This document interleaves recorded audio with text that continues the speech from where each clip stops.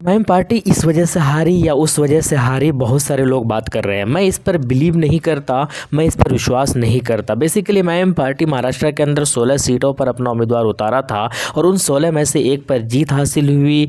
Second number पर 5 candidate रहे, third number पर 3 रहे, फोर्थ पर 5 रहे और फिफ्थ नंबर पर 2 कैंडिडेट रहे। टोटल वोट जो है 5,48,839 लेकर आए। हाँ, ये बात ज़रूर है कि इन 16 में से 4 उम्मीदवार जीत सकते थे, 4 उम्मीदवार बहुत क्लोज गए। उनमें से पहला है मुफ्ती इस्माइल साहब। मुफ्ती इस्माइल साहब की जीत हुई है, 1,09,332 वोट लेकर आए। दूसरे नंबर पर जो आसिफ शेख थे वो 1,09,257 वोट लेकर आए, मात्र 75 वोट से जीते। तो इतना जीत का जो मार्जिन इतना कम कैसे हुआ? तो कहा यह जा सकता है कि वोट काटने का काम जो है सपा ने किया। सपा ने ही अपना एक उम्मीदवार खड़ा किया था शान निहाल करके, और वो जो है 9,580 वोट लेकर आए। दूसरी तरफ कांग्रेस ने जो है एजाज को टिकट दिया था और वो 7,485 वोट लेकर आए। तो ये चीज़ें हो सकती है, इसको आप काउंट कर सकते हैं। इसी तरीके से औरंगाबाद की अगर बात की जाए तो इम्तियाज़ जलील साहब जो है मात्र 2161 वोटों से पीछे रहे।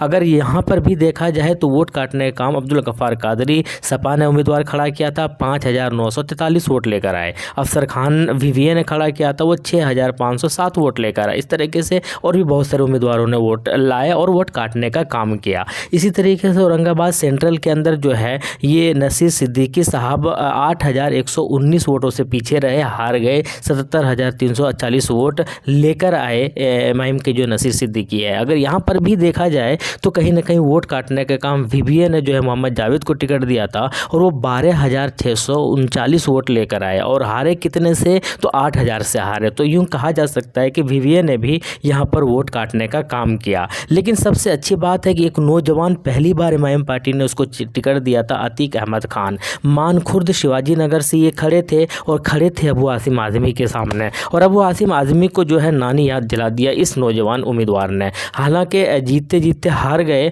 और 12,000 जो है 753 वोटों से हारे। ये 12,000 वोटों से हारे ज़रूर है, लेकिन अतीक अहमद खान ने 42,000 वोट लेकर आया और अबू आसिम आज़मी जो है वो 54,000 वोट लेकर आए। तो यहाँ पर भी अगर देखा जाए तो वोट काटने का काम एनसीपी के जो नवाब मलिक है वो 15,000 वोट लेकर आए। अगर वो 15,000 नहीं लाते तो एमआईएम 12,000 से जीत सकते थे। यहाँ पर मोहम्मद सिराज वीवीए ने जो उम्मीदवार खड़ा किया था वो 10,000 वोट लेकर आए, तो वो जो है इस वजह से हार गया। तो ये चारों सीट जो है वो निकाल सकते थे, चारों में से एक तो निकल गया है, बाकी का 3 seat Aurangabad east, Aurangabad central और मानखुर्द शिवाजी नगर, ये तीनों जो है जीत सकते थे। और टोटल जहाँ पर पहले 2 थे तो अब वो 4 हो सकते थे। लेकिन हुआ क्यों नहीं, इसके पीछे वो आप यूँ कहें कि वोट काटने का काम किया या यूँ कहें कि ये हुआ वो हुआ, बहुत तरीके से बातें कर सकते हैं, लेकिन ब्लेम नहीं कर सकते किसी के ऊपर। सबको अपनी अपनी आज़ादी है, वो लड़ सकते हैं और क्यों लड़े सबको पता है, साजिश के साथ लड़ाया गया। तो हम या कोई भी इंसान ये नहीं कह सकते कि वो लड़े इसलिए जीते या वो लड़े इसलिए हारे।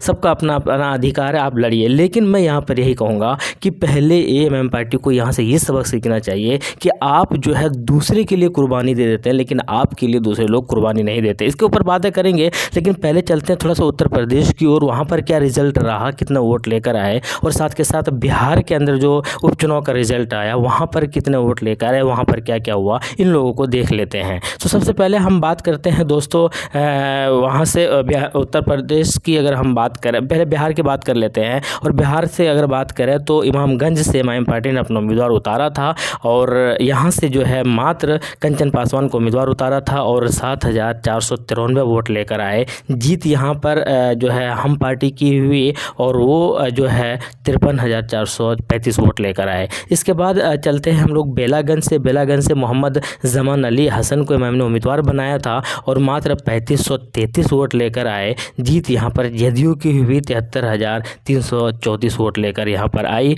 मनोरमा देवी और उनकी ही यहाँ पर बेलागंज के अंदर जीत हुई। इसके बाद चलते हैं हम लोग कुंदुरकी विधानसभा के बारे में। वहाँ पर भी उपचुनाव हुआ उत्तर प्रदेश के अंदर और वहाँ से जो है मोहम्मद अरशद राणा को जो है एमआईएम ने अपना उम्मीदवार बनाया था और ये अरशद साहब जो है 18,869 वोट लेकर आते हैं। लेकिन जीत यहाँ पर जो है आरएलडी की होती है और मिथिलेश पाल की जीत होती है, वो 84,304 वोट लाकर जीत हासिल करते हैं। इसके बाद जो है हम लोग चलते हैं कुंदुरकी विधानसभा से। तो कुंदुरकी के अंदर जो है वारिस पठान हाफिज़ हाफिज़ वारिस साहब को उम्मीदवार बनाया था एमआईएम पार्टी ने और मात्र जो है वो 8111 वोट लेकर आए। यहाँ पर बीजेपी की जीत होती है। इसके बाद चलते हैं हम लोग गाज़ियाबाद की तरफ। गाज़ियाबाद से जो है एमआईएम ने रवि कुमार को अपना उम्मीदवार बनाया था और रवि कुमार ने जो है यहाँ से 6536 वोट लेकर आए और यहाँ पर बीजेपी की जीत होती है। तो ये टोटल और बाकी जो चीज़ें हैं वो मैंने महाराष्ट्र के बारे में कल ही बता दिया था कि किस किस तरीके से वहाँ पर आंकड़े से वोट लाए और किस किस तरीके से चीज़ें हुई।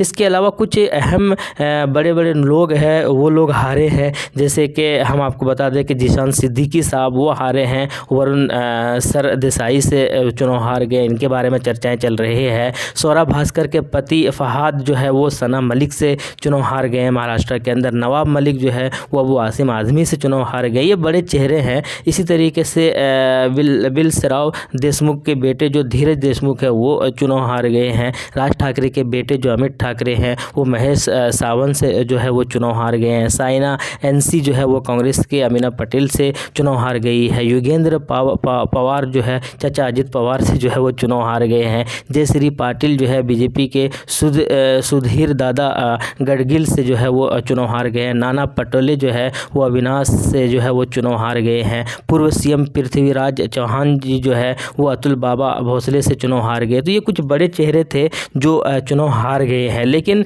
इसके अलावा जो महाराष्ट्र के अंदर मुस्लिम एमएलए जो जीत कर आए हैं वो 10 मुस्लिम एमएलए जीत कर आए हैं। कांग्रेस से जो है असलम शेख की जीत हुई है। इसी तरीके से कांग्रेस से अमीन पटेल की भी जीत हुई है। इसी तरीके से कांग्रेस की जो साजिद खान पठान की जीत हुई है। एनसीपी से सना मलिक की जीत हुई है। मुफ्ती इस्माइल जो है एमआईएम पार्टी से मालेगांव सेंट्रल से जीत हुई है। इसी तरीके से मुशर्रफ हसन जो है वह एनसीपी से जीत हुई है। समाजवादी पार्टी से रईस शेख की जीत हुई है। समाजवादी पार्टी से अबू आसिम आज़मी की जीत हुई है और एसएस से जो है अब्दुल सत्तार की जीत हुई है और यूबीटी से हारून खान की जीत हुई है। तो टोटल 10 मुस्लिम विधायक जो है वो महाराष्ट्र के अंदर जीत कर पहुँचे हैं। लेकिन सबसे बड़ा सवाल यही है कि एआईएमआईएम ने जो है दूसरे की वजह से बहुत बार कुर्बानी दी है। बहुत बार इनके ऊपर एलिगेशन से लगाने के डर से कहें या कुछ हिकमत और मसलिहत की वजह से कहें कि जहाँ जहाँ पर ये अच्छे कर सकते थे वहाँ पर अपना उम्मीदवार नहीं उतार कर इन्होंने बहुत कुर्बानियाँ पहले दिए हैं। लेकिन अब ऐसा लगता है कि अब दूसरे के ऊपर जो है भरोसा नहीं करना चाहिए, दूसरे के लिए जो है खुद की कुर्बानी नहीं देनी चाहिए और जहाँ जहाँ से हो वहाँ से ज़्यादा अपना उम्मीदवार उतारना चाहिए। हाँ, स्टार्टिंग में थोड़े से एलिगेशन से लगेंगे लेकिन आगे चलकर जो है वो बेहतर कर सकते हैं। एक प्लान करना चाहिए कहाँ पर गलतियाँ हो रही है और लगातार गलतियाँ हो रही है। क्योंकि पहली बार एमआईएम को अच्छा कामयाबी मिला था महाराष्ट्र के अंदर, दूसरी बार भी अच्छा मिला तो इससे एक्सपेक्टेशन और उम्मीदें और भी बढ़ गई थी। लेकिन पार्टी के अंदर टूट की भी खबर आई, पार्टी के अंदर बहुत सारी चीज़ें भी निकल कर आई। तो ये सारी चीज़ें तो होती ही रहती है। लेकिन उम्मीदवार जो है 16 पर चुनाव लड़ा था, लगा था कि किंग मेकर बन सकते हैं, लगा था कि यहाँ से बीजेपी को हटा सकते हैं और बीजेपी को रोकने के लिए ही जो है एमआईएम पार्टी ने सिर्फ 16 सीटों पर अपना उम्मीदवार उतारा था। तो रिजल्ट क्या हुआ कि बीजेपी को ना कांग्रेस ने रोक पाया ना ही किसी ने भी रोक पाया। तो खैर इस तरीके से जो चीज़ें हैं वो आपके सामने हैं और मुझे लगता है कि ये कहना कि इसकी वजह से हारे या उसकी वजह से हारे ये अब छोड़ देना चाहिए।